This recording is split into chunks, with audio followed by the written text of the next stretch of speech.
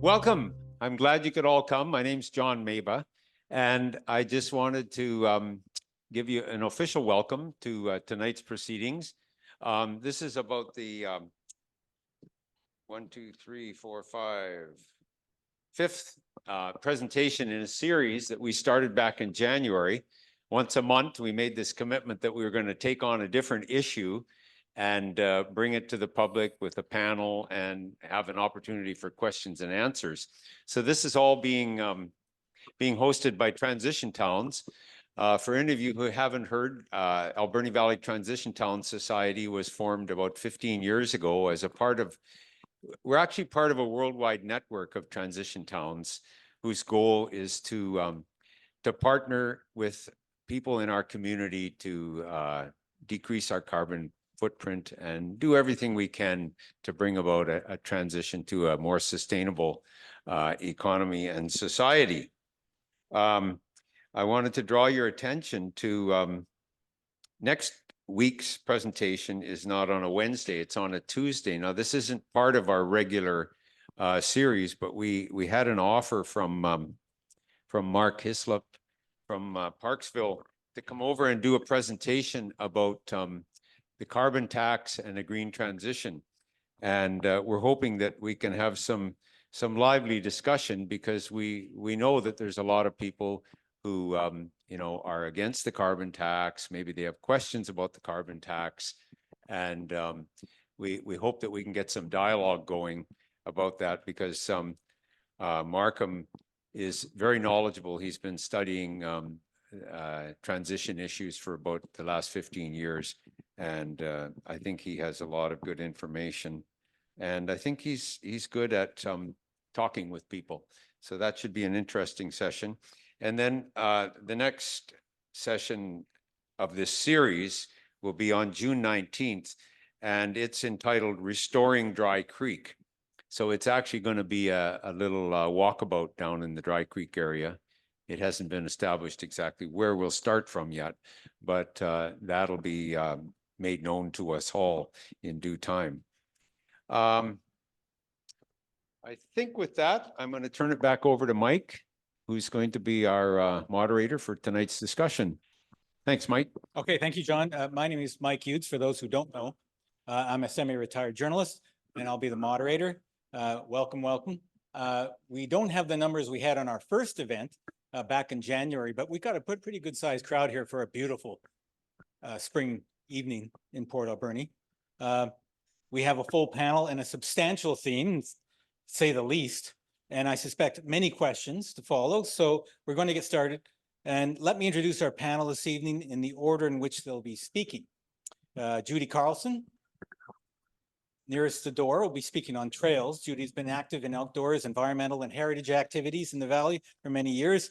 Occasionally run into Judy and her husband Harold on the trail, hauling big logs off the trail. So she knows of what she speaks.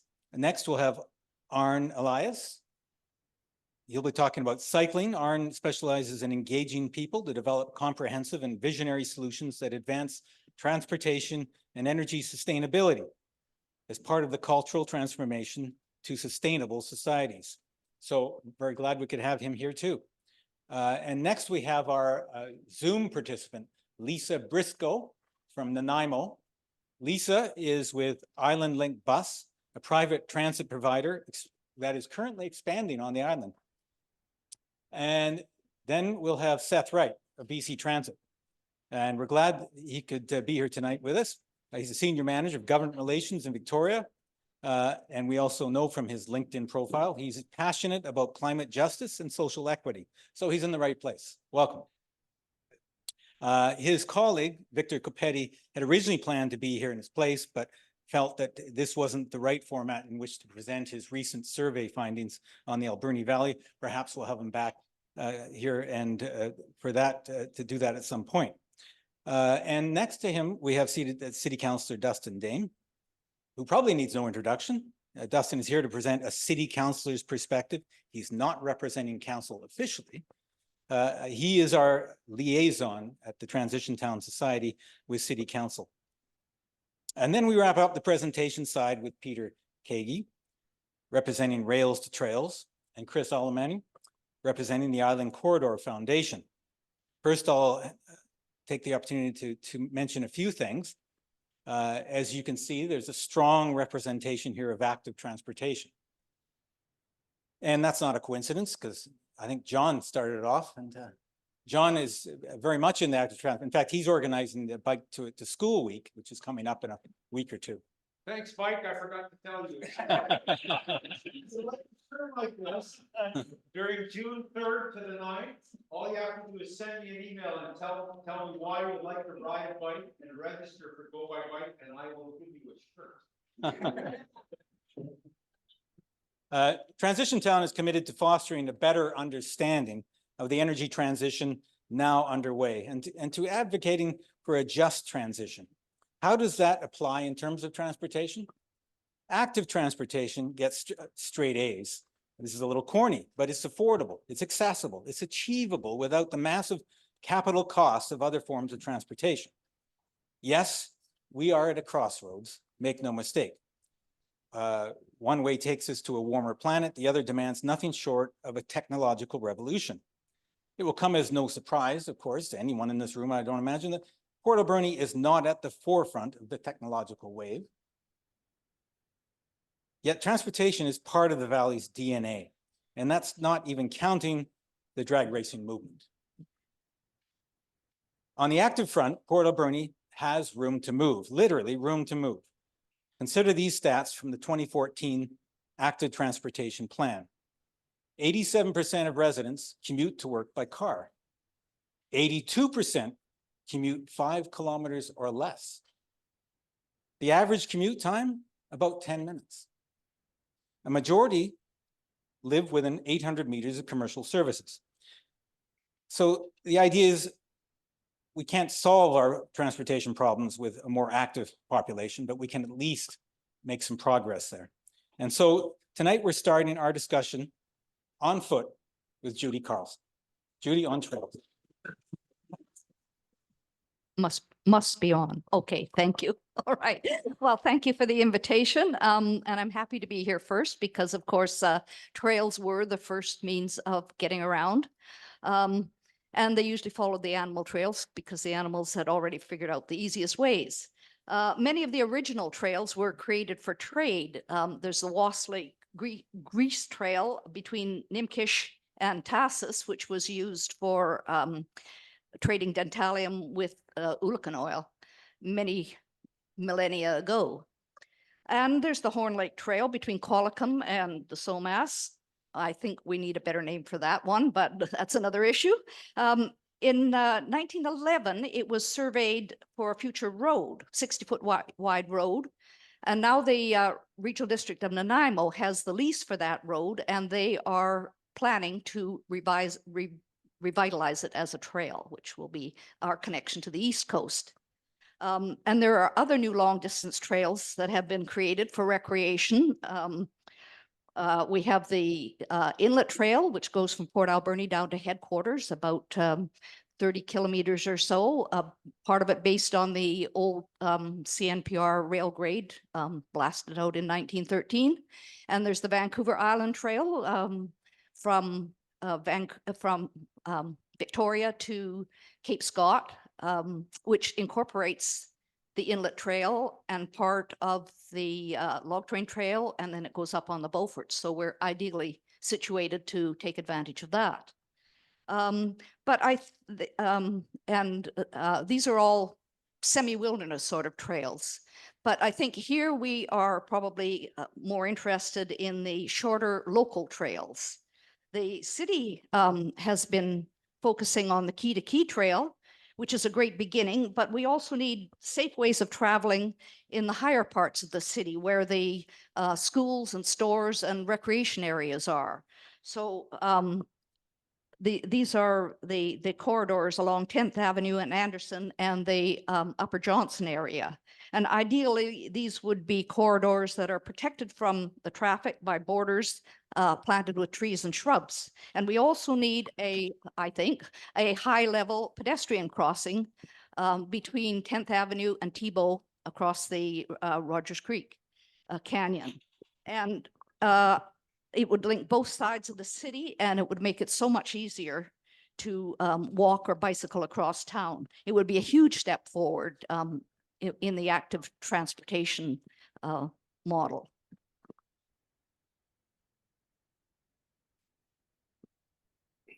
In the regional district, most electoral areas have the goal of building 1 kilometer of trail per year in their community plans. But so far, it's only Sprout Lake that has taken any action on this goal.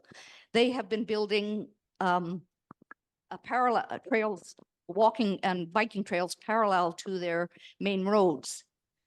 It would be great to have similar trails along Cherry Creek Road and the Beaver Creek Road. We should also have a safe route for bicycling from Sprout Lake to River Road. The log train trail was intended as an active transportation corridor that would link rural areas to the city, but that goal seems to be in limbo right now. We'll have to see how that develops. Besides transportation, trails have health benefits. They get us out in the natural world. Just seeing trees and water and mosses and birds, these all help remind us that we are part of a larger, more ancient world. And we come back from our walk refreshed mentally as well as physically. We've been called the Valley of Trails, and we do have a great variety of trails to use. There's also the Rogers Creek Nature Trail, the Beaver Pond Trail, the Bear Den Trail, and many others in this area. There's the Stoke Falls Trail. There's the Candy Store Trails up to the Lookout, the McQuina Trails, the Maplehurst Trails. Devil's Den Devil's Den Lake has a trail around it now, and Ward Lake. And there's all the Sprout Lake Woodland Trails, and the trails in the community forest, and Fossley Park, and Green Max Recreation Site, and the Stamp River Trail. These are just some of them. There are plenty more, and not all of them are on maps yet. But we shouldn't take our trails for granted. Most trails have been built by volunteers and have to be maintained by volunteers too. Members of the Riders of the Alberni Valley maintain the bicycle trails, and so do the backcountry horsemen. They clear the windfall and the overhanging branches from the trails they use, including the log train trail. And there are groups of volunteers who go out once or twice a week, weather permitting, with loppers, power saws, and rakes to maintain the sections of the Vancouver Island Trail and other trails closer to town. And everyone can do their bit by picking up branches and keeping our trails clean. However, there's a major concern for trails, and that is that very few of them are protected, except for the ones that are in parks. The trails that are on private managed forest lands are the ones that are most affected by logging, and the public has had very little influence there. Most of the nearby public land is in woodlots and the community forest or managed by BC Timber Sales. The community forest has been very supportive of trails and makes every effort to protect them and to maintain them. The management of the Hupetchesset woodlot that is to the east of the log train trail has tried to keep their logging away from the most popular hiking trails, but they are running out of options now. You can see the most recent impacts from the cut blocks along the access trail from Sherwood Road. Most of the Maplehurst trails are outside of the park boundaries. A woodlot was recently located on the northern part of it, despite the concerns of many of the trail users. We don't know yet what the consequences will be there. However, the area between the Redford Extension and the log train trail is on public land and has no conflicting interests like woodlots on it. This is the area on either side of Wolf Creek, which has coho coming up it in the fall. It has several trails going through it, including the C&M Trail, Amy and Lolo's, the Piso Majado, and the Trail Without a Name, where there is some beautiful mature second growth forest.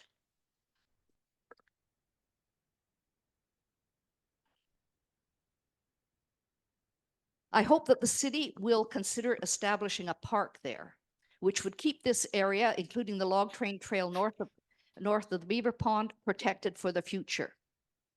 So in the city, we need trails for transportation, dedicated corridors where people feel safe to ride and walk, especially in the upper part of the city, and a high-level crossing between Tebow to 10th Avenue to tie all the places of the city together.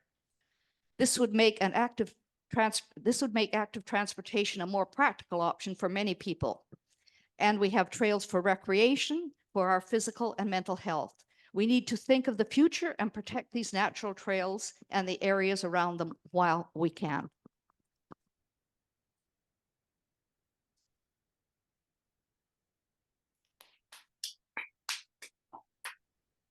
Thank you, Judy. I think the ACRD also coordinates a list of volunteers for trail work, don't they? Ah, okay. Worth looking into. Our next panelist, Arn, will speak on cycling. I should have mentioned we'll have the question and answer session at the end, and each speaker has 5 to 10 minutes. So we'll get through this in about an hour, the panelist side, and then we'll open it up to questions. Thank you. Thanks, Judy. Judy really filled in the local scene, of which I have basic knowledge about. Probably most of the people here know more about the local trails than I do. But what I do know is the international, national, and municipal best practices for cycling, many of which I created. And I'll talk about that. So what does it take to build a sustainable society? Well, one big piece of that, and as was pointed out earlier, is really getting the active transportation piece right, because that is where the biggest benefits are. And I'll give you an example of the meta studies. The meta studies that have been done show a $13 return for every dollar spent on cycling. And most of that are the health benefits. Conversely, if you look at motorized transportation, is about a 7-cent return on every dollar spent, which basically tells you it's a loss. And the reason for that is high levels of subsidization in fossil fuels and the externalities. So I'm going to just talk about what it would take and what does that mean in terms of individuals. I think that's a more interesting approach. We're not telling people not to drive. What we're telling people is that driving is like a hammer. It's just one tool in your tool belt. What you need to have is a whole bunch of tools. You need to be able to use transit. You need to be able to walk, obviously, if you can, and cycle. And all of those should be available to every citizen in the country. And let's talk about Port Alberni, so they can get where they want to get safely, conveniently, and effectively.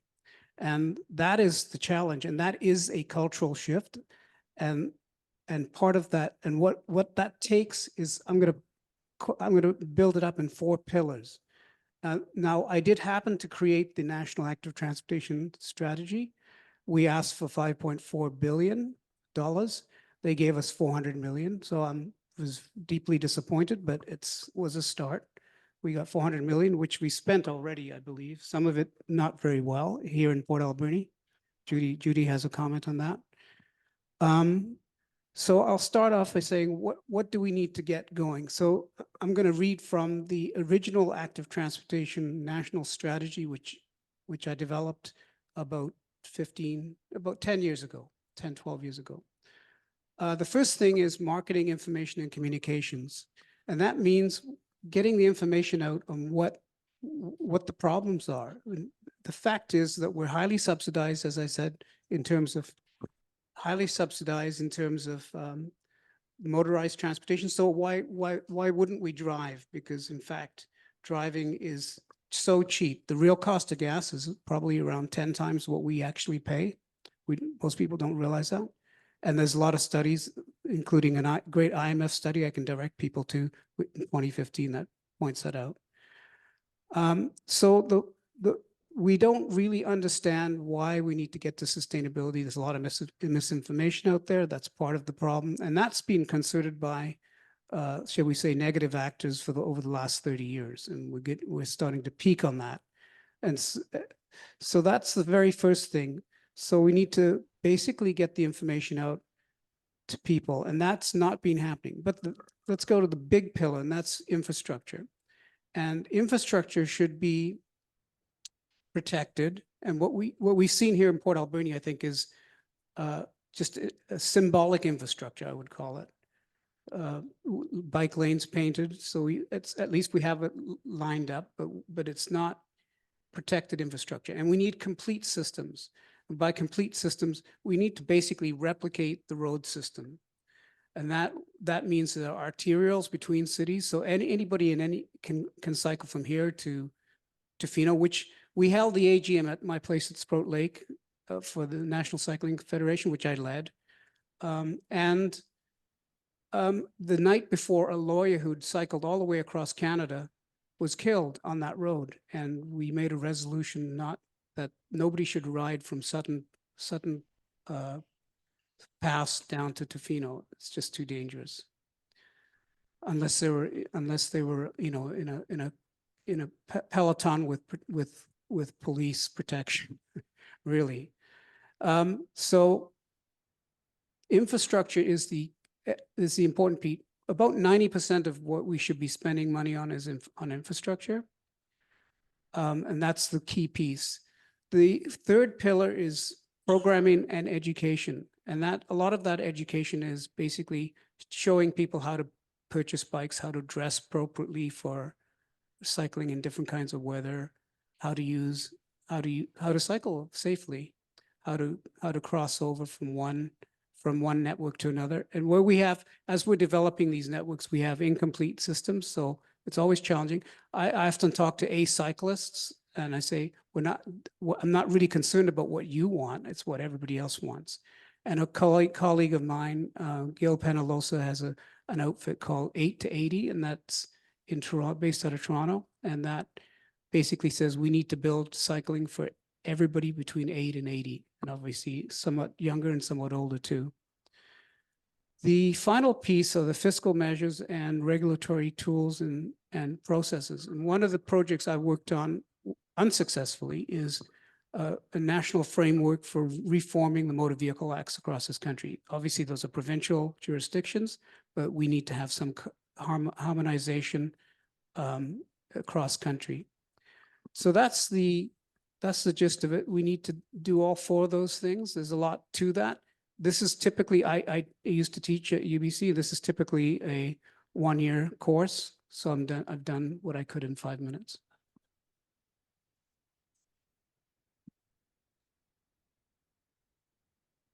Thank you, Aaron. And next we have from Nanaimo, our Zoom participant, Lisa Briscoe. Lisa will be talking about the company she works for, Island Bus Link, and some of their new routes. And I've also asked her to think about or talk a little bit about how Port Alberni could see its transit service improve. What are her thoughts on that? So Lisa, take it away. Thank you. Thank you, everyone. Thank you for the invitation. Island Link has been in business for over 26 years now, and it's been a slow struggle.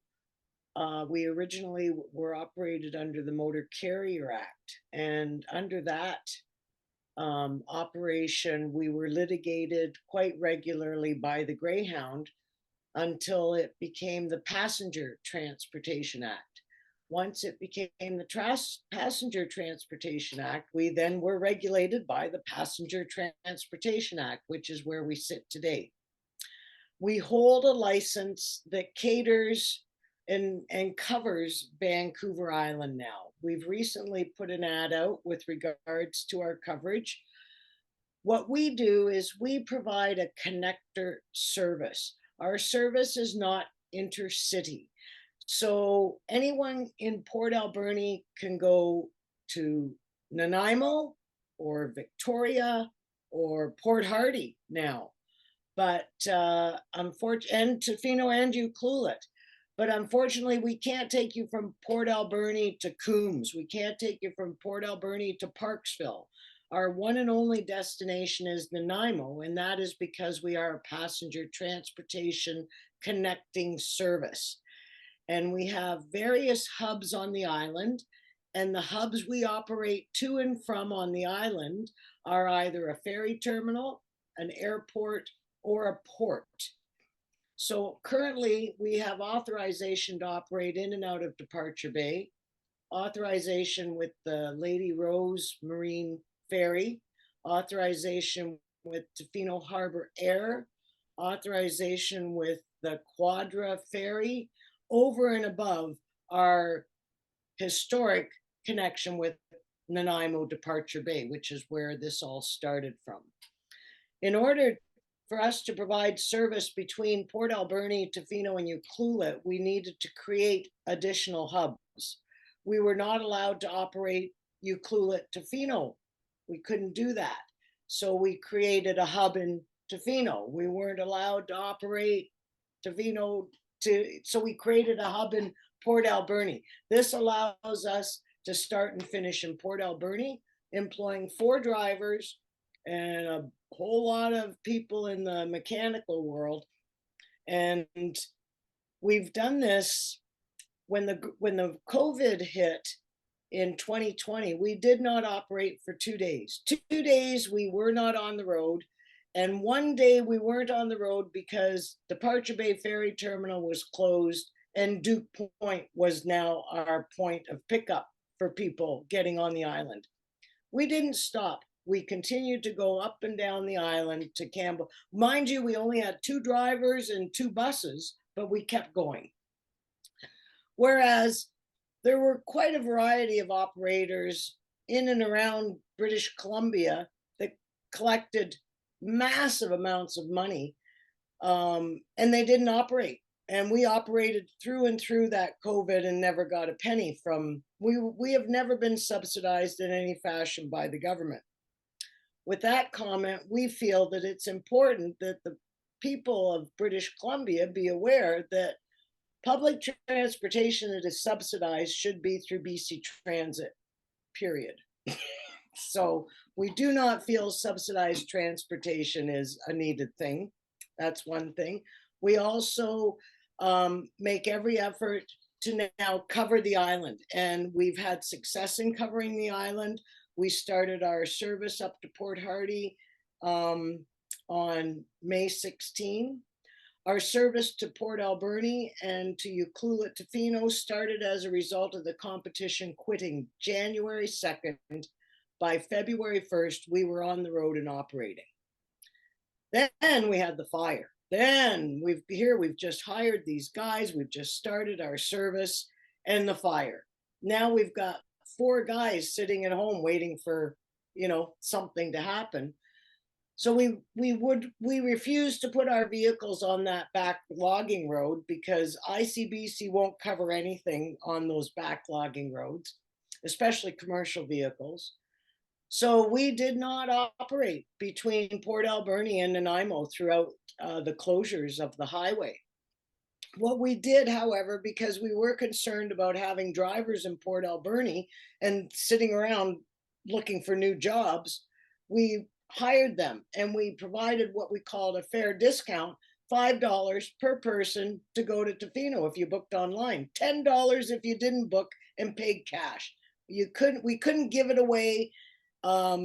We did everything we could to keep those boys employed. As soon as that highway opened, bang, we were on full bore and providing the service. I just wanted to share with you, Port Alberni has been extremely supportive of this service, and we thank you for that. And I'm going to finish just saying we can provide service from Port Alberni in 1 day up to Port Hardy, to Victoria, to Nanaimo, Tofino, and Ucluelet. We cannot, however, go from Tofino and Ucluelet in 1 day to Port Hardy. So if you know those West Coasters, let them know they got to get to port to get the heck out in a day's time. So I invite your questions at the end of this presentation, and I thank you very much for the time for allowing us to be here.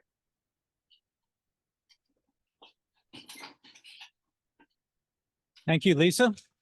And next we'll have Seth from BC Transit. Please, before the meeting, you were explaining to me that Port Alberni actually does support transit, and I think that's worth noting. So explain to us how we might support transit in a way that would see the service enhanced in Port Alberni. Yeah, absolutely, with delight. First off, let me say thank you for coming out on such a beautiful night. It was hard for me to come here, and I was previously had it in my calendar, but you folks took a noble goal of fighting for a more positive future, and so I appreciate that. Let me start by saying a couple of comments about the BC Transit Act, because I'm a policy wonk and a bureaucrat at heart. And so the BC Transit Act is the legislation that we operate within. It lays out a number of pieces. Our core mandate is just to provide public transportation services. I often say we're an agnostic transportation provider. Obviously, I think BC Transit fills primarily an urban need to provide transit service, transportation service within communities, within the local area. But increasingly, we've been called into the space of interregional transit. Earlier today, I was at a board meeting in the Cowichan Valley where I reside. And there was lots of discussion about enhancing interregional connection for the south end of Vancouver Island between Nanaimo and the north end of the RDN. So that's a conversation that is ongoing and continuing to happen, which is a good segue to saying that the BC Transit Act lays out that service levels shall be established through local government. In the Alberni Valley, we work with two local governments. We work with the city, who is our partner in delivering conventional fixed route transit. So the 4 routes, the routes 1 to 4, are paid for and funded in part, basically half, through the city. The Handy Dart service is paid for through the ACRD and provides service. It's a little bit of an anomaly, even in BC Transit's model, but the Handy Dart service is a bigger service area than the conventional fixed route service, because it extends not just to the city, but also to Sprott Lake, to Beaver Creek and Cherry Creek. So some of these outlying areas, and we have good service on both. We have extremely high ridership, especially on the local conventional fixed route. I think it provides great service, and I've had the opportunity to take the buses around town a number of times, and every time I've been impressed by sort of the ridership and the quality of service and the just general cheerful community atmosphere that's on all the buses. The bus drivers know all the people that ride the bus, and there's lots of love for the relationships that they have. And it really means a lot for folks to have that transportation resource. So I think that transit, as has been said a few times, is part of a transportation ecosystem. It's just one of the tools we need in our toolkit of how people get around, and especially in cities that have been developed with cars in mind. Transit is a key piece and enables a lot of people that might not have the health and wellness to be able to get around on bike or to walk everywhere to get around. So I think that transit provides a key niche in the broader transportation ecosystem. We recently initiated a survey for our Transit Future Action Plan. So we have a Transit Future Plan that we did about 7 years ago in the Port Alberni Valley, which laid out a 25-year vision for what we want to do with our transit system. We are currently doing an update to that plan, which will look out for about 5 years and say, what does the community want to do? So as part of that, we did some engagement. We put out an online survey. We got over 350 or so results from the community here. And we heard a few things. We heard that people are interested in service to Sprout Lake. We heard that people are interested in service to the RDN. We heard that there's a lot of strong concern about service to Beaver Creek. The folks in Beaver Creek don't necessarily want transit service out there. So that was an interesting learning in that process. And we've also consulted on some of the pieces around service levels and times of service, and whether people want Sunday service or later service on Sunday and things like that. So that will be summarized in a report that's going to council in June and to the Alberni Valley and Bamfield committee of the ACRD in June. And that's part of the reason my colleague Victor Capetti couldn't present tonight, because the timing was awkward, because we haven't had the opportunity to present that detailed information to council and board first. And as we just received it from the public, we want to be able to distill that and get a good sense of where it is, and be able to present it to the elected officials first before we engage in too many conversations about it. But we're really excited about being able to identify that and build out a plan once we've had that conversation at the council and board table. The final thing I wanted to touch on as part of this introduction is BC Transit's commitment to battery electric buses and the transition to battery electric. So BC Transit committed several years ago now to transition its entire fleet of about 1,200 buses we have across the province to battery electric buses by 2040. We are have pursued that with dogged passion. But there's been a number of bumps in the road, as is the challenge with adopting any new technology. There are challenges, but we recently overcame one of the key challenges that we faced early on. We had a contract with a vendor that went belly up and went bankrupt. But we've just secured a contract and announced that we are buying 66 battery electric buses through New Flyer and Nova, two Canadian bus manufacturing companies that are producing battery electric buses for us. So we're excited, 33 from each company, and we will be sending those out to locations across the province. I can say Port Alberni won't be one of them because we have the light duty buses here. But we're really excited about that. And as Transition Town's mandate is sort of squarely in this field, I thought it was worth noting that. And we're very excited about that. So I'm happy to take questions when we get to that portion. And thanks for this opportunity.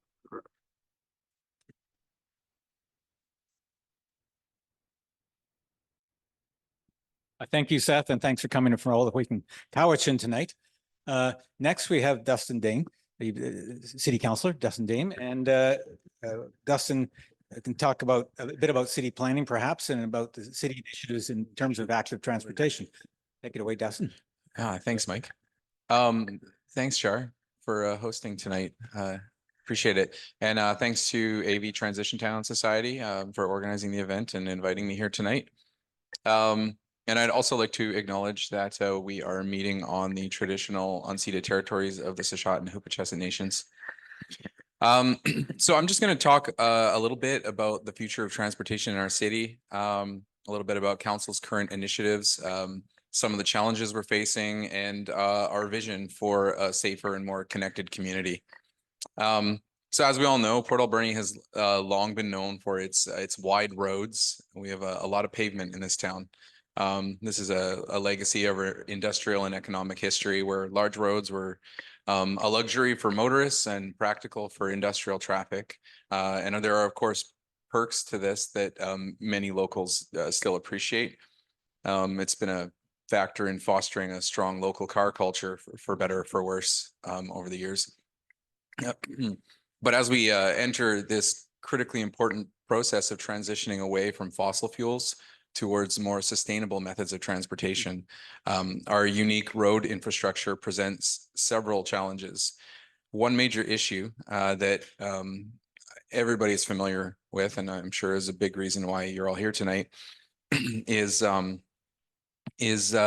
maintaining safety for pedestrian and cyclists and other multimodal methods of transportation. We've spent a significant amount of time discussing this at the council level, and I hear lots of discussion in the community as well. And we know this is something that is very important to people. Unfortunately, there are unique challenges in Port Alberni in this area. Our wide roads naturally mean greater distances for pedestrians to cross. We have highways and multi-lane roads that pass through commercial and residential areas that require careful coexistence between fast-moving cars and more vulnerable road users such as cyclists. I'll openly admit this has been a big reason why I have been hesitant to cycle in town because our roads can be scary at times, and I know a lot of people feel that way as well. So with that in mind, this is something that is extremely on the minds and hearts of council, and we envision a Port Alberni that is a community connected by safe, walkable green streets and accessible multimodal pathways. We've made this goal one of our strategic priorities for this term, as outlined in our corporate strategic plan, which I brought a number of, by the way, tonight, if anybody would like to pick up a copy of that and see what our priorities are for this term. To meet this goal, we are currently undergoing a transportation master planning process that, once completed, will guide us through the next decade of transportation in Port Alberni. This plan is still in the early procurement stage, so I don't have a huge update for you right now on that, but rest assured that it is in the process and it is important to us. We aim to begin public engagement by the fall. And I would encourage everybody to keep your eyes peeled for when that rolls out so that you can all get involved and have your voice heard. And once this plan is created, it will ensure that we stay on track with our strategic goals and address the transportation needs of all residents as we move into these unprecedented times. In the short term, we are making some significant investments to improve pedestrian safety. We know that's been raised as a priority of the community. This year, council approved $150,000 for pedestrian crossing safety improvements. And from my perspective, this is only a beginning. We need to do much more, as was mentioned earlier, that there are other areas of town that need to be addressed, and we are going to be going area by area as funding and staff capacity allows, and trying to address all of these issues. Key locations for these improvements were identified based on ICBC's data on the most dangerous intersections in the city, as well as some specific council requests based on community input. Additionally, the city is supporting the work being done to expand our local bus routes, as Seth was just referring to. A recent BC Transit survey and public engagement event has just wrapped up, as you heard, and we're looking forward to a report next year outlining the planned expansion. One of our major current projects, as I'm sure everyone has seen, is the key-to-key multimodal pathway. I feel this is very representative of the direction that council feels that our community needs to go. We're hoping to see this completed by the end of the summer. I'm personally very excited about this pathway for what it means for our community, both practically and symbolically as well. It'll provide a new way to traverse a significant portion of the city away from vehicle traffic, which is infrastructure that, again, as was mentioned, that's much needed investment, keeping pedestrians and cyclists and other modes of transportation away from car traffic. And this will also offer recreation along portions of our waterfront. So it combines recreation with a viable mode of means of transportation. Other work includes work on the Roger Creek Trail Connector, which will link to the key-to-key pathway. That's expected to be completed this year once the fish window allows us to work along the creek without harming the salmon population. And the city continues to work with the ACRD to create a wayfinding signage plan that we hope to see completed soon. So while Port Alberni's road infrastructure certainly presents some unique challenges, it also offers opportunity for us to innovate and maybe even lead in the area of safe and sustainable transportation if we can be forward thinking and innovative about it. By investing in safety improvements, expanding our transit options, and engaging with the community, we are moving towards a future where our streets are safe, walkable, and accessible to everyone. The ongoing work on our official community plan will play a major role in shaping the direction of transportation in Port Alberni as well. So as my final comment, I would just like to encourage everyone to participate in any public engagement opportunities for both the OCP and the Transportation Master Plan. Watch for that on social media and wherever else you get your local news. Thank you. And I look forward to hearing the rest of the discussion. And thank you to the rest of the panelists. It's been very interesting so far. Thank you, Dustin. I'm glad you mentioned the key-to-key. I know it's been a controversial topic in town, but I think once it's completed and people begin to feel the benefits of it, we don't agree as a society with all the direction they're taking with the key-to-key, but we do support it in principle. So thanks for bringing that up. Now, the final component of our panel presentation tonight revolves around the old E&N and what will become of it. We have Peter Kagi from Rails to Trails, sorry, who will talk about the trail side of it and what they envision the possibilities are for this old route. and how it might add an extra dimension to not only to tourism, but to active transportation in Port Alberni. Peter. Thanks very much. Okay, my name is Peter Kagi. I'm a 7-year resident of Alberni Valley. Today I'm speaking on behalf of Friends of Rails to Trails Vancouver Island, commonly known as Fort VI, and will share with you a plan to use an existing corridor for sustainable transportation project, which we believe will serve our community well. For the past 6 years, and particularly since March 15th of last year, when no government funding for rail was announced, Fort VI has been advocating for the preservation of the inactive ENN rail corridor as an active transportation trail. The trail will transform an unused public asset into an amazing, safe, low-impact way to get around and create the greatest sustainable tourism asset on Vancouver Island. By the way, Fort VI has 260 members, a newsletter readership of 1,300, and the enthusiastic support of the tourism sector and the Trans-Canada Trail. Boy, I'm having fun here. Okay. Globally, key drivers of rails to trails have always been tourism and corridor preservation. In Europe, Australia, Canada, and the US, rail trails have always generated sustainable, active, environmentally friendly tourism, and at the same time have worked to preserve former rail right-of-ways for future generations.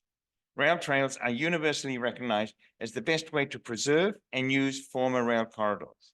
A good example in Victoria is the 880-kilometer Galloping Goose Trail.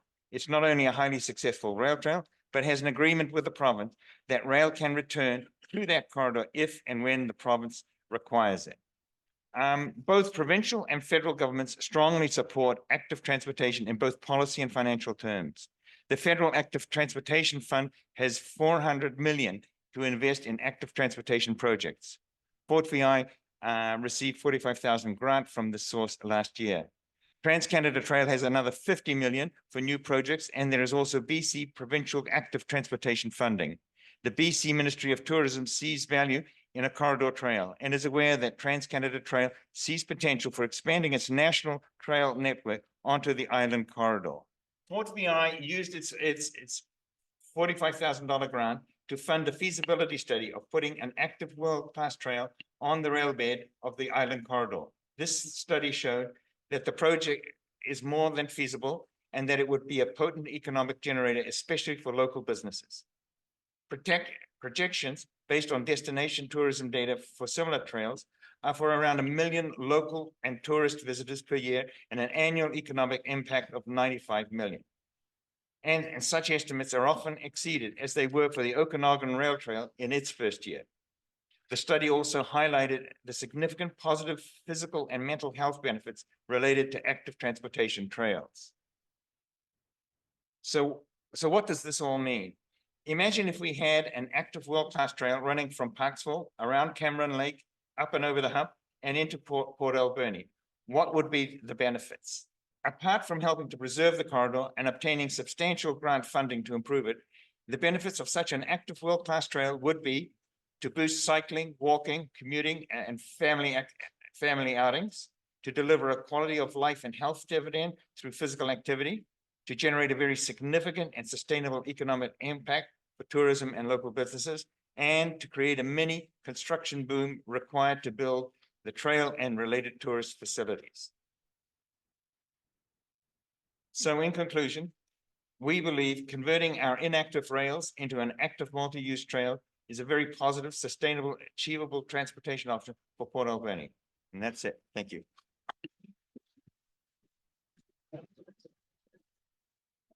And thank you, Peter.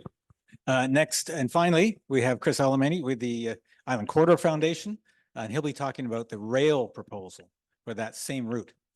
Great. All right, let me just make sure this is going to share.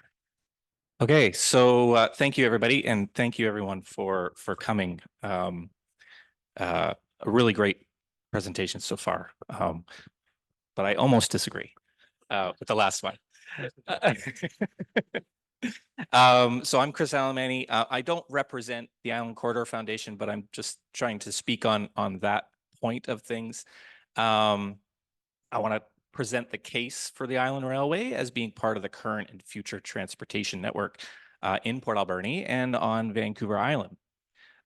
So first, even though we've kind of already done this, but I want to again acknowledge that and emphasize that we're conducting our business on the unceded territory of Sechot and Hupecheset First Nations. And this is really important when we're talking about transportation on Vancouver Island, and especially the railway. The railway was part of the reason the huge land grant was given to Robert Dunsmuir, who's the fellow there on the top. The building of the railway in the early 20th century was in fact the benefit to the greater population of Canada demanded of Dunsmuir in order for BC to be part of Confederation. The railway remains from Courtenay to Victoria and Parksville to Port Alberni. It's still active in Nanaimo. And not only was the railway and pretty much all of the roadway, towns, cities, all built on Southern Vancouver Island, built within those unceded territories, but very often the railway and the highways were built right through First Nations reserves. And those First Nations had absolutely no recourse. So in the words of former chief of the Snanawas First Nation, Wilson Bob Sr., this is in a book about Nanoose Bay. He said one day he came back from fishing and there was a road, what's now the Island Highway, through the middle of the reserve. It just happened. So the Island Corridor Foundation was created 20 years ago by people who understand the value of keeping this transportation infrastructure. It also created a new model of land ownership. The board of the ICF is half representatives appointed by the regional districts, and the other half are appointed from representatives from First Nations. So it's effectively owned and operated by all of us, including First Nations. And as far as I know, that's the only example of this kind of ownership of a public right or of a right of way in Canada. It has co-chairs, one representing the regional districts, which is currently Daniel Arbour there from the Comox Valley, and one the First Nations representative is Judith Sayers here on Hupecheset territory from Hupecheset First Nation. The foundation itself is a private charitable organization with a executive director and a small staff. So that's a little bit about the ICF. Our geography is limited. So if you have driven any road on Vancouver Island, you know there aren't many 4-lane freeways. We have our small highways, and that's about it. The detail here in the maps isn't too important, but what I really wanted to show was that on the Southern Island, the railway and the highway are essentially in the same place, and that's really out of necessity. There aren't a lot of places to build roads. So with the idea of rails to trails, so I want to address what is, I think, a false choice that you often hear, and you'll hear it that we should rip up the tracks so we can lay down paths for walking and biking. I'm an avid hiker. I've biked on the Kelowna Rail Trail. I've walked on the Galloping Goose. I'm the treasurer of BC Go by Bike.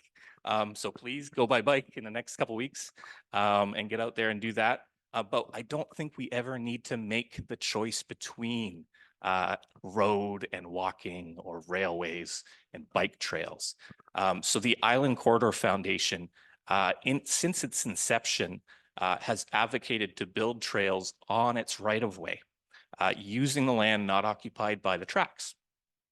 So with the communities on the island, it's built dozens of kilometers of beautiful, mostly flat trails alongside the railway, preserving both the ability for us to have the railway for mass transit or for goods, and as a means to get around towns. So it took almost 20 years, but Port Alberni now is doing the same thing. It's finally joining the rest of the island and building a trail alongside the tracks from Harbor Key up to Rogers Creek Trestle. So it would be wonderful, I think, for that to be extended all the way up to McLean Mill and beyond. And there's even right-of-ways all the way out to Sprout Lake that could be used for trails that have already been abandoned.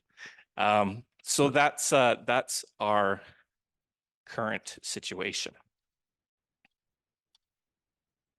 So let's talk a little bit about possibilities and financial responsibility. So because the Island Railway was the first piece of infrastructure built by settlers on the island, it is naturally what the cities grew around. As a result, Port Alberni, Nanaimo, Courtenay, Qualicum, Duncan, Chemainus, Shawnigan Lake, Langford, Colwood, View Royal, Esquimalt, and Victoria all have their downtown centers at or within easy walking distance of the railway. So this is not only good for people, including commuters like myself. I commute to VIU in Nanaimo every day. But people getting to appointments, visiting friends and family, or tourists from elsewhere. It's also good for affordable housing, goods and logistics, of course, and active transportation. If you go to Vancouver and you look at where the most housing is being constructed, it is near a SkyTrain station, because that allows people to avoid using cars, saves people money, makes it easy and desirable for people to get around. It just so happens that there is a 10-year plan that has been created by the BC Federation of Labor and the Centre for Policy Alternative that advocates for and lays out exactly what needs to be done to create an intercity transportation network for all of British Columbia, and it includes the Island Railway. So that's a little shot of it there. You can see more of the full report at the website there, workersdeservebetter.ca/transit. So your immediate reaction might be that this is all going to be very expensive. But when I hear that, and it's certainly true, I try to remind people what the SkyTrain costs. SkyTrains are great. I used it last week when I was in Vancouver. But we need more, and those aren't cheap, and neither are highways.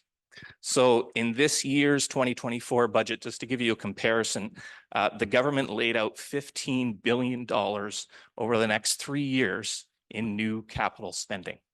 So that's in transportation.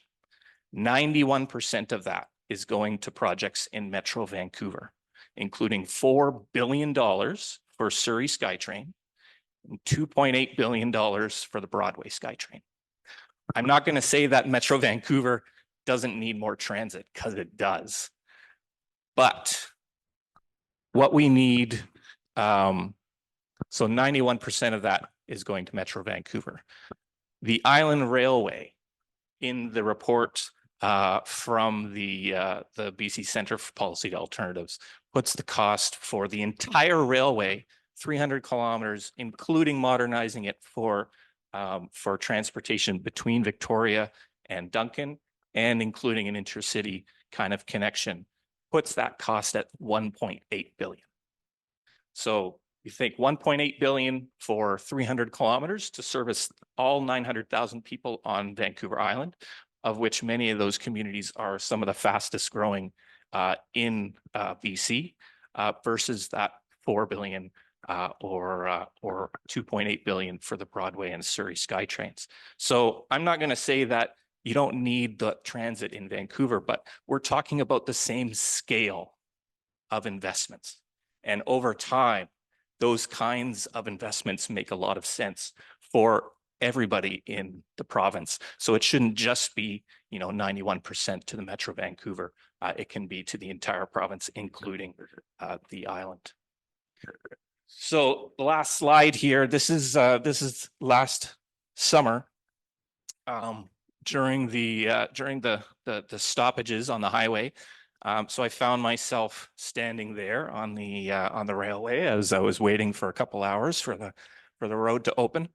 The railway, interestingly enough, survived the atmospheric rivers back in November 2021. It survived the fires last year. No damage to really speak of. Some of the railways in the interior of BC were certainly damaged during that atmospheric river, but they were also the first ones to come back, the first infrastructure to come back. Those railways bring and move a huge amount of goods throughout the country. And the reason they do is because they are very easy to maintain if they're maintained properly. And they're very economical in that way. So I've been advocating for the Island Railway for 20 years. So it was pretty galling to have to stand on this railway that, let's admit, it's there. It could have been used if it had been invested in the past 20 years.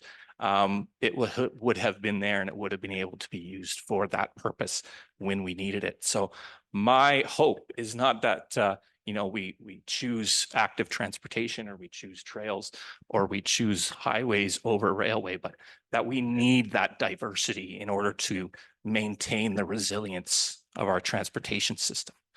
Without that kind of resilience, we end up with these huge blockages and economic and social hardship. So I hope that we can hopefully get to a point where we restore the railway, have it there for active transportation if people want to hop on it, on their bike, on their scooter, or whatever, walk wherever they like to go to Victoria or Vancouver, all along the way. And it would be a wonderful asset for Vancouver Island and for Port Alberni included. Thank you very much. And thank you, Chris. Well, that completes our panel portion of the presentation. Going to open it up to questions. If I can ask you to keep the questions, to stay to the point and keep them brief, so that we allow everybody a chance to ask what they're concerned about. And please state your name and the panelist you intend to ask the question of, if you want to ask a specific speaker. Otherwise, we'll open it up and let you have at her. To me, this is the truly democratic part of public forums, so I'm looking forward to it. You can line up on this side where the gentleman is standing now. I'm Rob Slade. Closer to the mic. I can't grow any taller. We can help you. Thank you. Yes, as the only actual pedestrian in Port Alberni, I'm delighted that you guys have actually had this. It has not escaped my notice that more of you talked about bicycles than actually walking, but yes, 10th to Tebow, that'd make it an awful lot easier to get to number 2 daughter's house. And nothing against bikes. For years I commuted to work and that sort of thing, but I just, you guys are really terrible drivers. So anything that gets you out of the cars, either onto the sidewalk or bicycles is good. And BC Transit, yeah.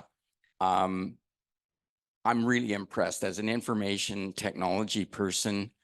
I don't think even a quantum computer could make that bus schedule any more confusing for people to read. So yeah, but this is really for Dustin. I mean, all of these things are good, but in terms of active transportation here in town, it's getting people out of their cars and walking. And the key to key, I've been walking it pretty much daily, different parts of it. End of the summer, no, not going to happen. But much more effective in terms of actually getting people to walk around the city. Fix the sidewalks. Thank you for that point. Indeed, the infrastructure is aging, and the city is behind on that count. I know I live on one of those streets, and I often walk too and wonder where the other pedestrians are. There is strength in numbers. If we can encourage our neighbors and our friends to do the same, or perhaps join us, then we'll be doing our part. The more people in the street I think there are, the more successful a city environment we'll have. Any other questions?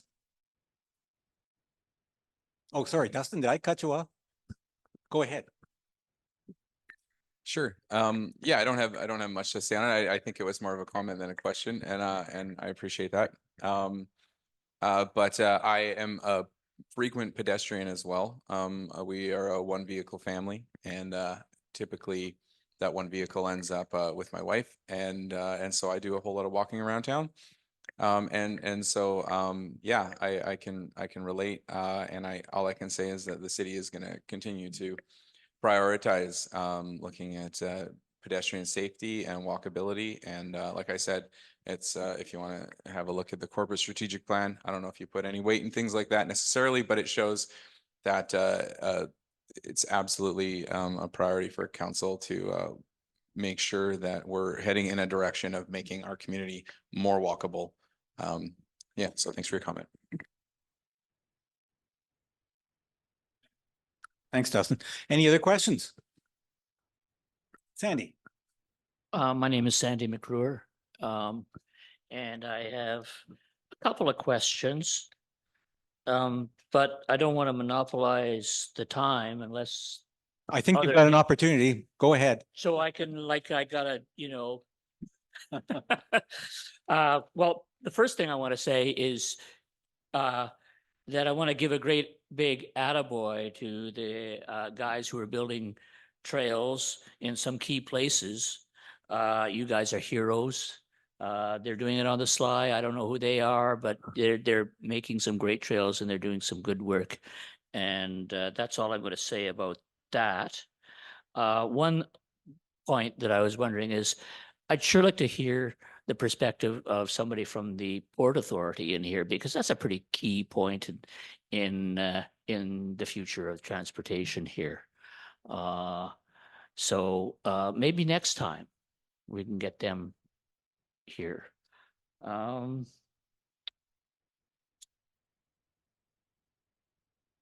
Oh, and another thing that I thought was Do you, could you want something on the Port Authority? I'm on the board of the Port Authority as well. yes.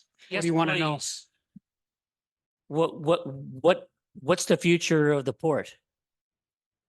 That's kind of a big question. Do you want like the 1 year seminar in Yes, 30 please. seconds? Yeah. Well, I'm trying to, I'm the city rep, and so I come from a municipal background, and so my concern is to do it right, do it sustainably, make the port sustainable and resilient, and that includes active transportation where we can get it. There is some work going on. I think you're aware of that. To do more in terms of access for pedestrians and for active transportation, so that keep your ears tuned. Okay, I will. Now the other question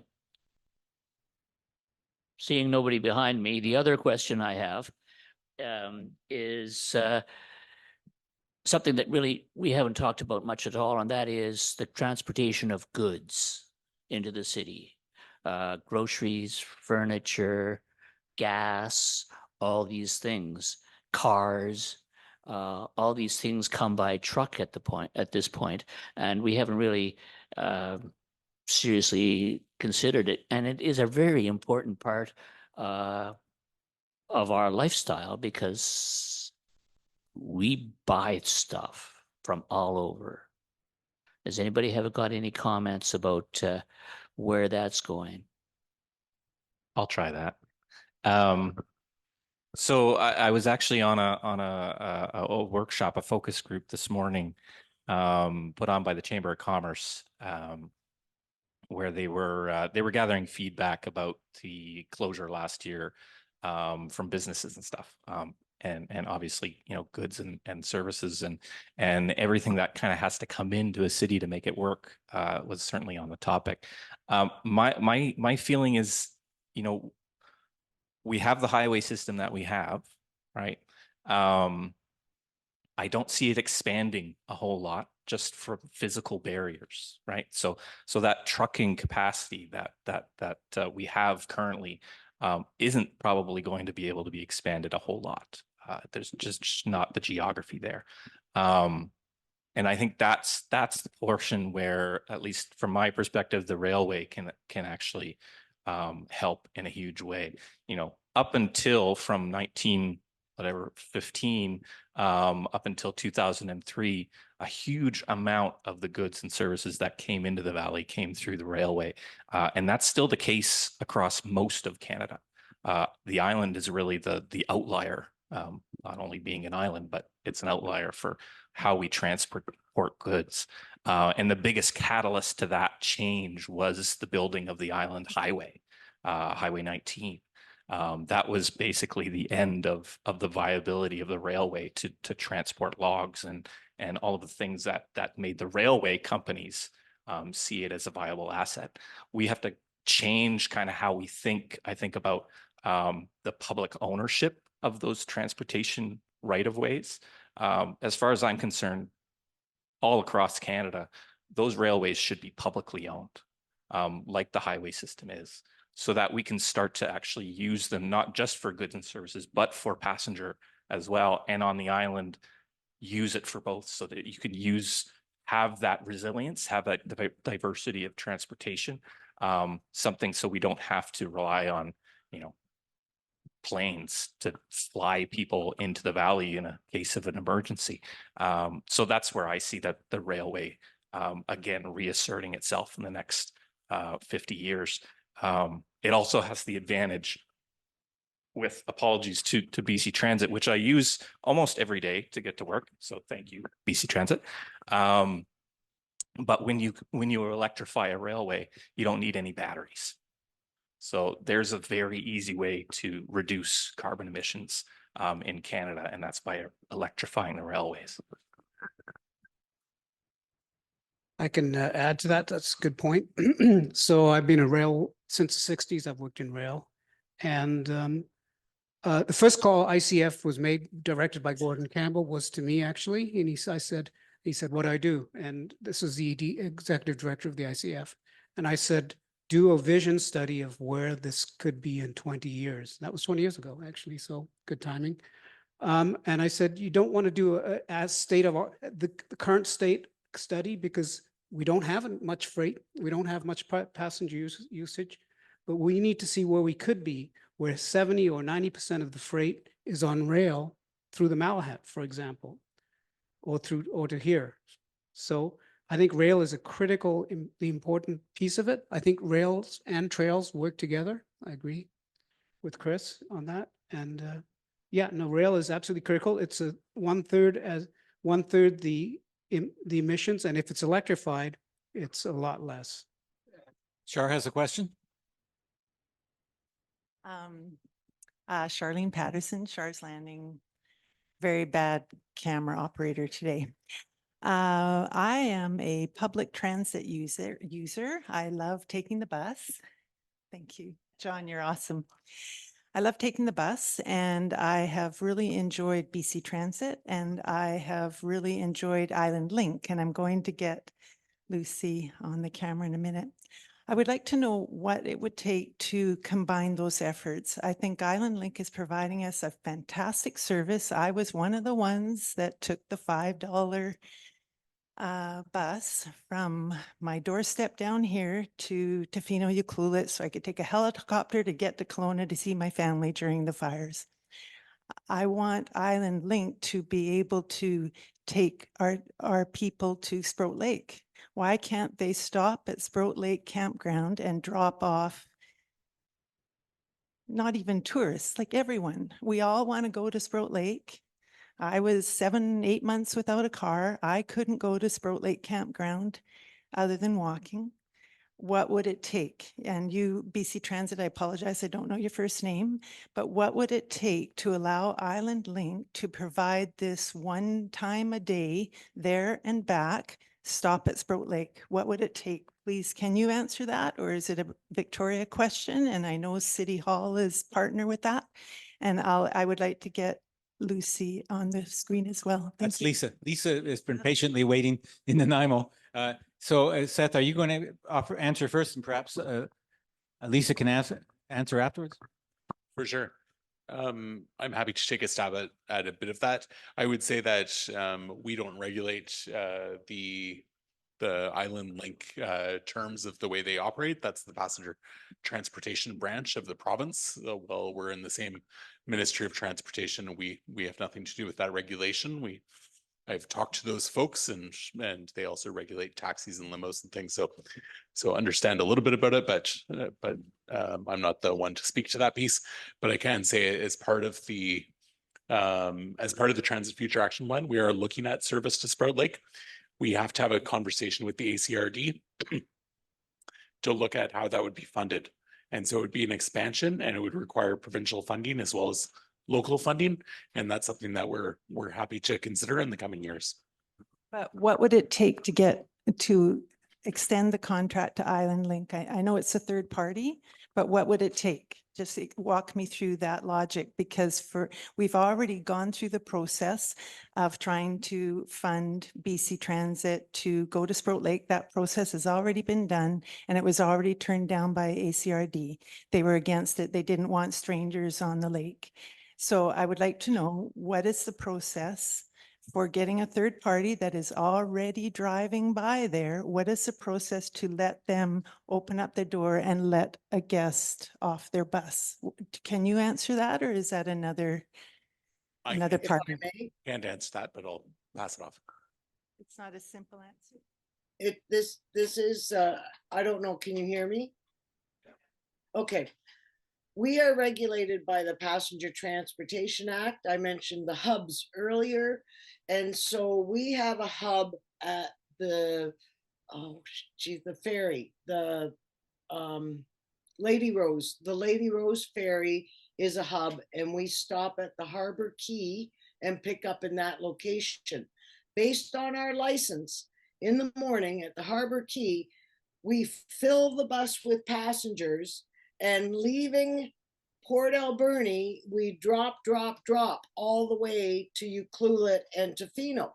So we could do that. We could pick up passengers, but is Sprout Lake within the city, because if it's within the district of Port Alberni, then we can't do it because our licensing is to pick up at the quay. If it is outside of the district of Port Alberni, then we could, but I don't know where Sprout Lake sits. So we could drop people off. We cannot pick up so the bus is full in Port Alberni and drop off all the way to Ucluelet. The bus is picking up all the way into Tofino to Ucluelet back to Port Alberni. We cannot legally pick up and bring people into Port Alberni. We can't pick up. We could drop off. The passenger simply has to make the request. I know it's complicated, but I am putting you on the spot. What would it take? It would take a whole new Passenger Transportation Act. Oh. And we are not an intercity service. We are connector service, which is the difference between ourselves and the Greyhound that existed previous. And so being a connector service, we are bound by the laws of by the regulations of the Passenger Transportation Act. What it would take to change it would be a complete rewriting of the Passenger Transportation Act. And that's at a provincial level. Thanks, Lisa. Maybe we should be asking our MLA about that. Chris, I think, had something to say to this too. Yeah, absolutely. So for those of you in the room, you might have this on your seat. And this speaks directly to this sort of weird setup. And I'll try to hold it up to the camera here for you, Lisa. I don't know. Oh, there we go. Okay. I'll try to get this to you, but I mean, that's a great explanation. And you know, Island Link is doing a really specific thing. It's connecting points. And like Lisa said, they can't do intercity because we lost that with Greyhound.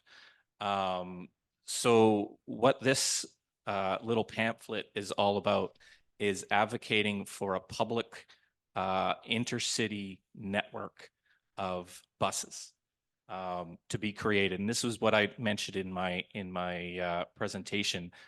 created by the BC Fed and the Center for Policy Alternatives.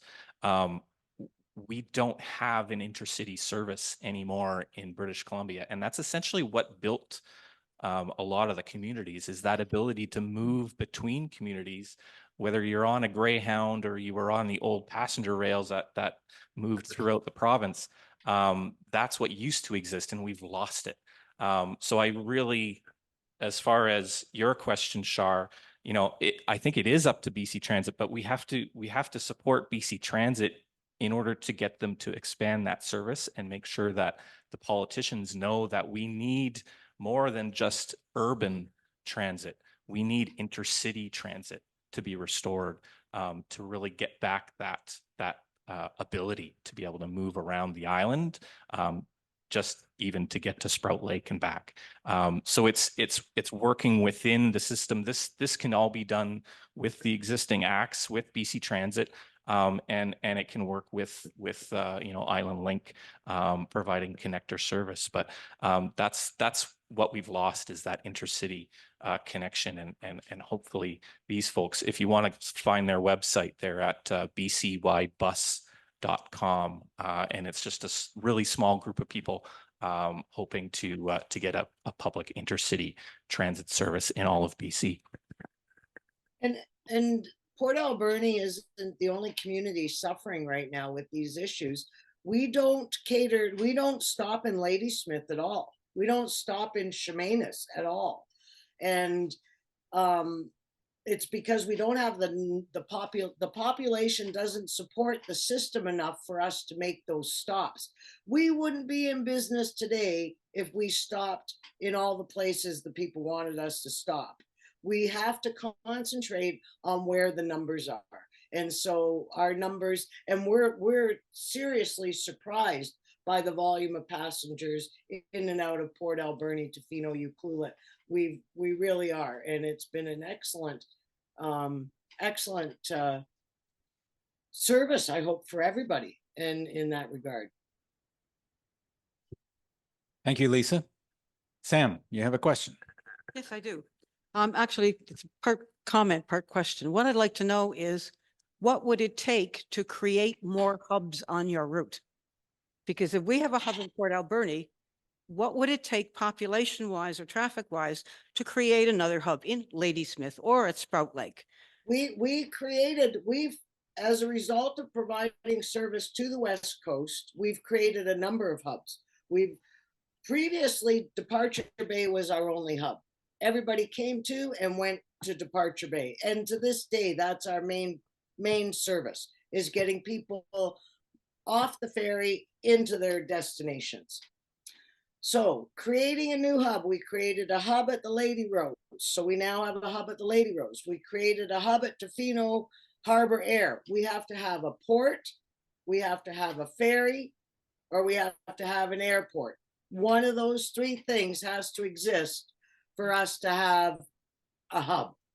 Okay. So we have a hub at all the ferries that we could have a hub at, and we don't cater to the airplanes because their schedules, they never make the bus. They're never on time. Okay. I'm sorry, but that's how it's working right now. Next question, please. And if it's for a specific panelist, please address the panelists.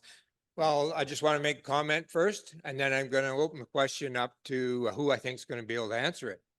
First question is, or first comment is, I think that if we're looking at railways, we want to do something really constructive. What we need to do is have a container port here. And that container port, we won't just need to use the single railway. We'll have to double track the friggin' thing to get all what needs to be transported out of here coming from the Asian countries. The other thing is, we're not there. So what this format is we're in transition. Port Alberni used to be a forest industry community, and fishing community. That's going on, but not near to the extent that it did 20 years ago. So yes, I think until we get a container port or something that's going to support a railway, we should rip some of those friggin' tracks up and turn them into trails. We need to concentrate, do things in this community that's going to get tourists in here. And tourists come for good trails and good opportunities, recreational opportunities. And I think that we got something in this community that needs to be promoted a little bit more. And that's McLean's Mill. That's a little hub out there. That it goes right along the railway, but it could also be a trail. And you could build a trail just like you are up here, right along the side of it, and it could be used by tourists. And my question, of course, is to Peter Keggy. Hey, Pete, do you think there's any opportunities out there at McLean's Mill? And then the other question, of course, is to our port guy. Do you think that you could bring that container port into Port Alberni and make it a viable operation in the next 5 years? Thank you. Thanks, Ian. Thanks for your question. Which is obviously correct. Obviously, if we had a trail going up to McLean Mill, and going around the over the hump into the lake, we'd have an awful lot of bikes ending up at McLean Mill. McLean Mill would end up being a little tourist village with a whole bunch of services, as well as feeding a lot of tourists into town. And what was your other question? Well, I think it was directed at yeah, on the port. And by the way, the 10,000K run would get runners off the road if we had a trail going through McLean Mill. So there's two questions. I'll actually answer both of them. The rail trail question is, the ECF, which is the European Cycling Federation, calculates that the value of tourism and cycle tourism is around 1,000 per capita in the population. So the population in this area is 25,000 approximately. So it's about $25 million worth of tourists. So that's huge. So that's big. The port question is a much more complicated question. And the reason is that a lot of the proposal that's out there, which is PATH, is to build a container port down in Sarita. Now, the problem is this has to be done properly. It has to meet social needs, environmental needs. You can't just plonk it there and hope for the best. The other thing that has to be, the logistics piece has to be thought out. And most of the logistics is barge transport, and only some of it is rail, because most of the containers would not go out to the island. They would go out to the US, to Vancouver. Currently, we're running containers all the way up to Calgary and returning them to Vancouver for sorting.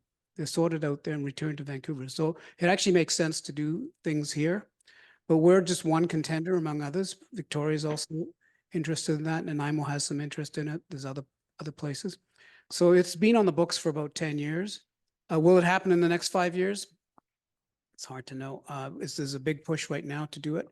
But again, it has to be done environmentally correctly, in my opinion. Thank you, Warren.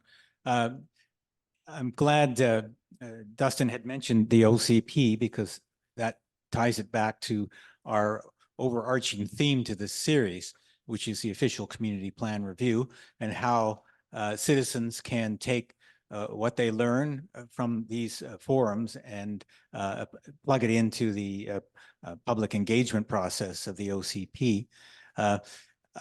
Sandy also noted that perhaps we haven't recognized the importance of maritime activity here. I think that's a subject for another panel. Our panel was completely filled to the brim in order to accommodate it within a 2-hour time frame. Also conspicuous by its absence, I might add, is a panelist representing the highway, which is in many ways absolutely essential and the connector to the West Coast. It leaves a lot to be desired, needless to say. We know that the regional district has a 22-member transportation advisory committee. We have a representative here tonight. She wasn't speaking, but if you have any specific questions relating to the highway, someone in the audience may be able to answer it. We know that it's a year, in essence, next couple of weeks since it was closed, and it's certainly the message during that 3-month period was loud and clear that we need another reliable route And now we have this uncertainty of the possible instability of the slope. And it could happen again. We don't know. It happened at Christmas. So there are arguments for another route. Whether the province is willing to engage those arguments, when I did a search, it came up that the province had dismissed it, and that was back in 2016. And I actually put it to the former transportation minister under the Liberals, Todd Stone. I knew him from Kamloops, and he said there just isn't the volume to justify another route out here. So that's as it stands for now. I know the province, through the Ministry of Transportation and Infrastructure, is looking into the costing of a more permanent emergency route, possibly the Cowichan-Bamfield route, but that hasn't been determined either. I get the feeling that there's a lot that's in flux, and it's the dust hasn't settled yet on the closures of last year. So stay tuned, and perhaps we'll have another panel on that subject at some date. Are there any other questions? Okay, you can do it here. Teresa Simanis, and it's a question for anybody who wants to weigh in to answer.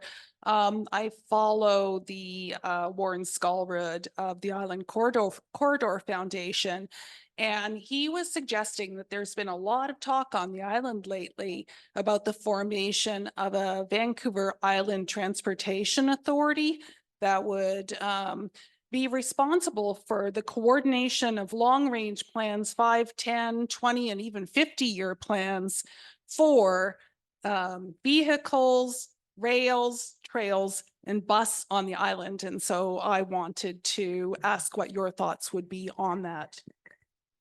I'll go. Yes. I think one of the having been on council for a little bit and been really connected to kind of the municipal local government area for a while, I think the greatest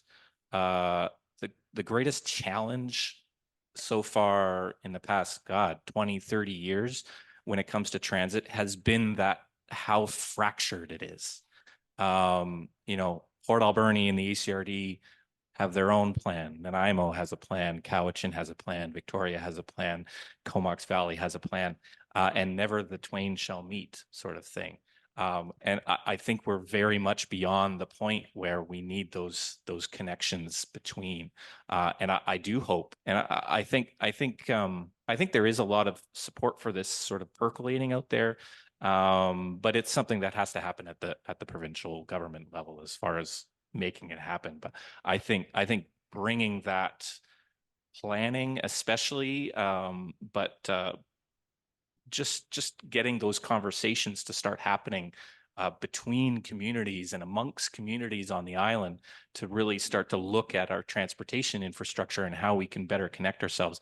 That has to happen if we want a better transportation system. And I think an authority like that to really manage it on a larger level would have a lot of benefits for all of the communities, including Port Alberni.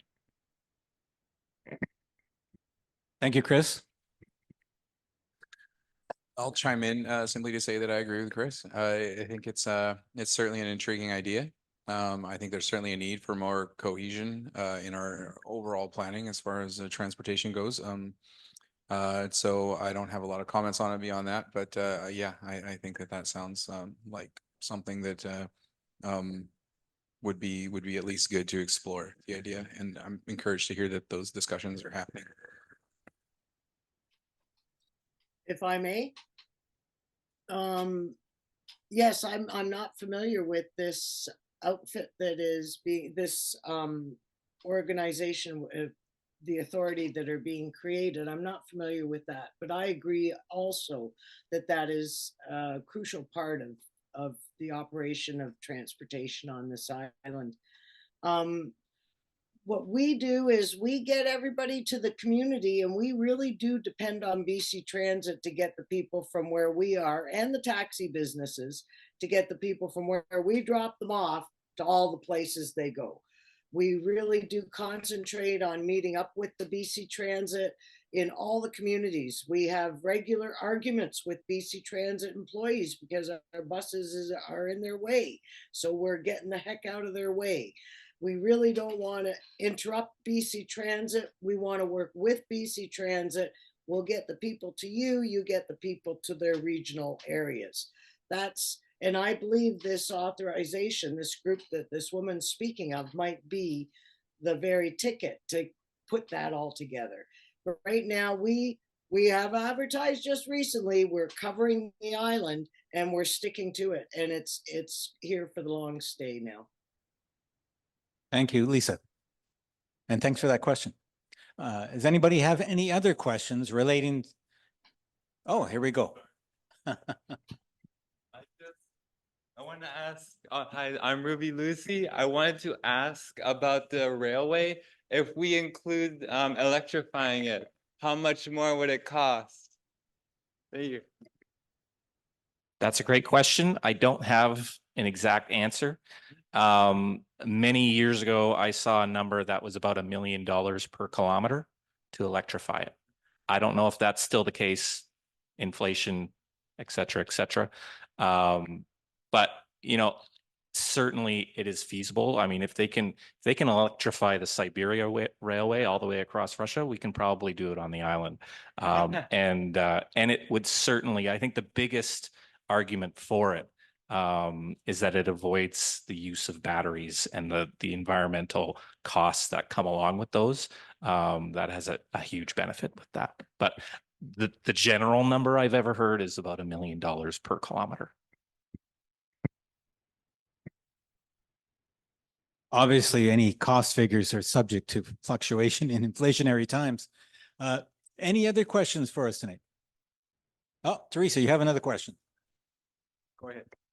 This is specifically for Lisa. You mentioned the criteria for establishment of a hub. Right now, I believe that your service goes to BC Ferries, but it doesn't go to Hello. Is there any chance to get a hub so that we could leave Port Alberni and not have to take our cars anywhere at all to go to Vancouver? Hi again. Yeah, we cater to Departure Bay. We go in and out of Departure Bay. That has always been the ferry that's been available to the general public and the foot passengers in particular. We do not go to Duke Point. We have been approached by the Hello Ferry people, and it is something that we are possibly looking into for the future. But until we see Hello Ferry in business for a good established amount of time, we probably will not make any changes, because to make changes, we have to make a lot of process and policy and change and applications to the government. So until Hello Ferry show us a long-term standing, we depend on BC Transit with our bus number 25 to get you from Departure Bay to Hello Ferry. Thank you, Lisa. Hello Ferry's been in business, what, a year now? Yep. They got to be a few more, I think, before we make a change. Right, right. Seth, you had something to add?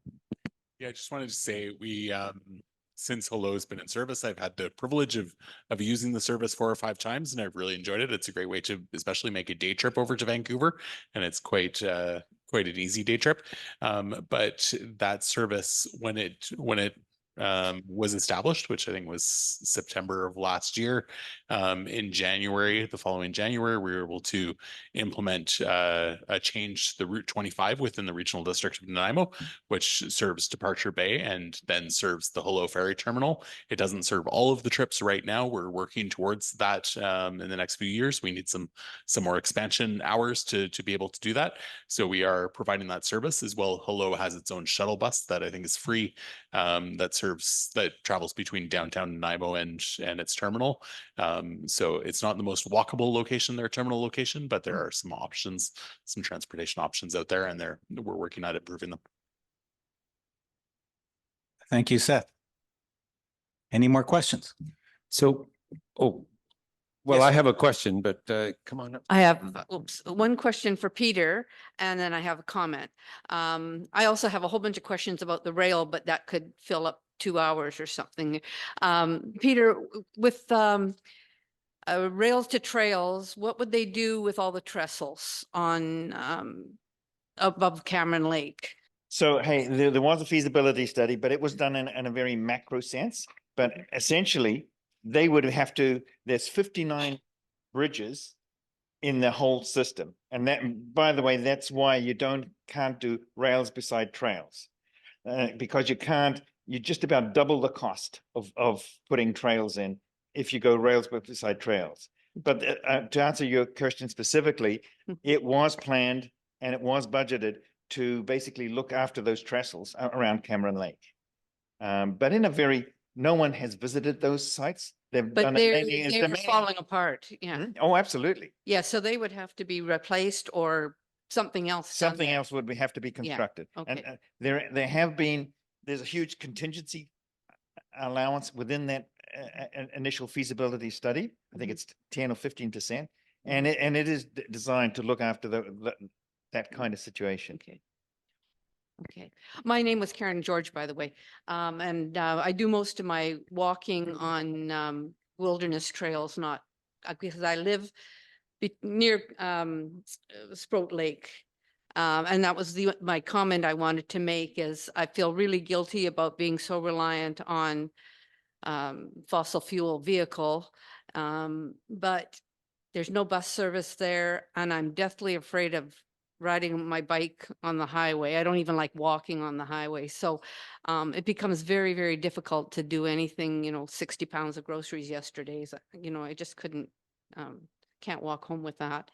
And I think we really need some 21st century thinking and collaborative efforts to try and get, multi-use trails, especially, and then that's where you mentioned about highways. It would be really nice to have highways involved in, excuse me, in some sort of collaboration with a view to encouraging more walking, cycling around town along the highway. I don't know what they do to go out to Tofino and Ucluelet because that's scary, but it would be really nice to be able to do that. So. Good points, Karen. Thank you. Now, John, did you have something you want to say? Yeah.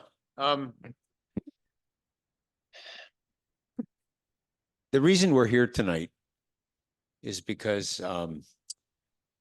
Transition Towns has recognized for 15 years that we have a huge challenge ahead of us to deal with climate change.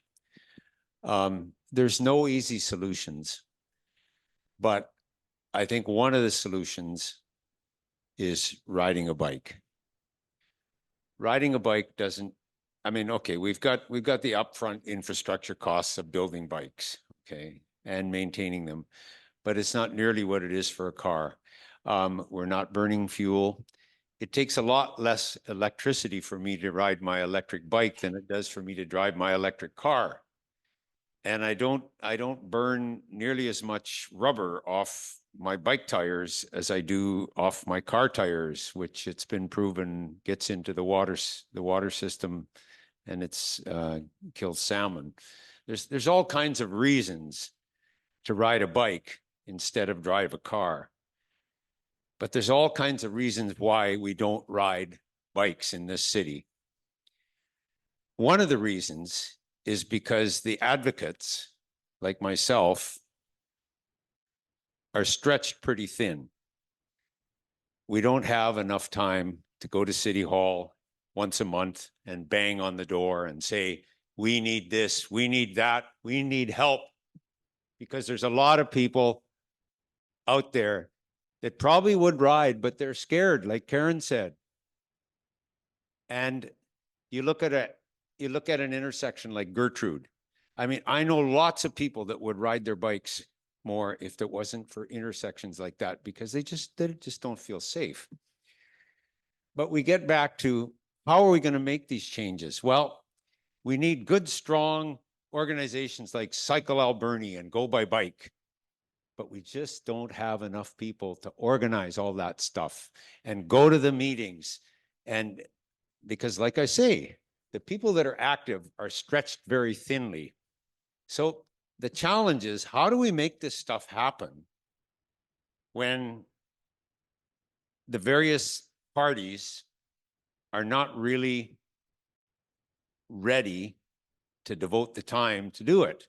So I guess what I'm trying to say here is the challenge, I think, is for this community, and specifically, I'm speaking tonight to City Hall and city staff, because you know, if you ask me to come and talk to you about cycling, I will come, and I will try to get other people to come.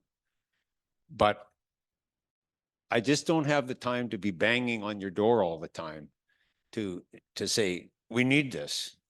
So I guess it's a plea for the people that are in leadership with the city to recognize, do you want this for our city or not? And if you do, then how are you going to make it happen? Well, one way is to ask a lot of experts, you know, engineers and stuff like that. Okay, that's very important. But I think you also have to be prepared to ask people who ride, what's it like out there, and who don't ride. Why don't you ride? What would you like to see? So it's, I guess what I'm saying, it's all very complicated, but unless we try harder, we're not going to be able to make it happen. I heard on the news the other day that that Nanaimo is getting a bike share program, and they're also going to be putting a bike share program into Comox. Now, I know that the reason we won't get a bike share program very soon is because we're only about, you know, a third the population of those two places. But it indicates that, you know, that those cities are open to having an expansion of cycling in their communities. And I think that we need to be looking at more and more ways all the time that we can become a bike-friendly community. And that's not to say we don't like pedestrians, but I think biking is such a huge answer to the problem that we have going on. And I'd just like to thank you for your attention. Thanks, John, for your 2 cents worth from Cycle Alberni. And of course, there's an opportunity in a couple of weeks to get on your bike and be part of that movement. I was watching a newscast yesterday from Toronto where the reporter was in the street. The street behind her was a continuous current of cyclists moving behind her. That's in Toronto. If people are getting on their bikes en masse in Toronto, we have room to move, as I said here. So this one opportunity we have. Another opportunity, and I'm one of the worst offenders, is to hop on a bus one day so that we can be not only advocates, but critics and supporters of the transit system. Unless we support it, it can't exist, it can't thrive. Arnd. Yeah, can I, a quick comment? Yeah, John, thanks for that. That was very important. So I've worked with mayors and councillors across the country, Toronto with Olivia Chow, she's a friend of mine, and she really helped me set up the National Cycling Foundation for Cycling Federation. And I work with Lisa Helps in Victoria too. And I said, really, there's only 2 things you need. And that is a strong vision as a mayor and council and courage. Because, and there's not as much courage as you might think, because when we've done surveys across the country, we've never seen less than 68% in any town that wanted cycling. So 68% minimum, typically 80, 86, as high as 90% of the population wants cycling. So so just do it and ask for forgiveness if you make mistakes. Sure, thanks. Yeah, I would just like to say that I hear you loud and clear, John. And I hope that the community can see that is the direction that council is making a serious effort to go in right now with things like the key to key path. And we're doing it. Unfortunately, it can't be done in one fell swoop, but we're making a concerted effort to do it when and where we can. We just recently passed direction to create separated bike lanes on the lower Argyle And that's something that we hope to see continue. And understanding that the bike lanes that we've had in the past have not been sufficient. And we need to create proper separated bike lanes, more paths, more trails. Now, what I would say, I mean, advocacy is important. Make sure that it stays at the top of our attention, at the top of our priority list as much as possible. And it doesn't only have to be coming to council. It can be reminding us when you see us in public or sending emails, checking in. But I would say that you know, anything's possible with enough funding. And contrary to what you might hear on AV Chatterbox, Port Alberni continues to have some of the lowest taxes in British Columbia. And so that means that comes at a cost, right? Everything costs money. And so if our community is ready to support some big, bold changes and additions to our infrastructure, what it requires is support from the community for those tax increases to pay for it. And so if that's something that is important to this community, that's what council needs to hear is we're willing to support that financially. And so that's what I guess what I have to say about that. I'm certainly prepared to push for that if that's what the community wants. So thanks very much for that perspective. I got a question for the city, and what the question is about, it's about maybe is the city considering like working with the RCMP or doing something about traffic control to step up the enforcement of people recklessly driving throughout the city? Like, because I see a lot of people speeding, and you know, people driving through crosswalks. I'm from Victoria, and you know how there's way more people in Victoria. There's like 450,000 people in Victoria, and I feel safer crossing a street in Victoria with way more cars, you know. And here I've almost been hit. I even almost been hit by somebody on the council. So like it's like, you know, it says a lot about this community. And I never see RCMP. I never see them enforce the rules, because like I see it on when I drive through the Malhat, I see cops stopping vehicles, you know, fining them for speeding, you know. And like, to me, that needs to be stepped up more, enforcement, in my opinion. Like super quick. I appreciate you're from Victoria, and that's exactly my point that I wanted to make. You know, yes to everything that John has said, and Arn, and thank you, Dustin, for being here and being so supportive.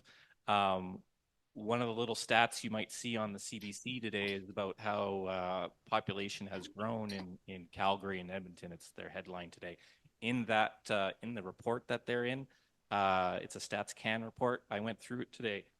Port Alberni has received over 300 to 400 people intra-provincially, so meaning from other cities or towns in Port Alberni or in BC have come to Port Alberni a year in the past like 5-6 years.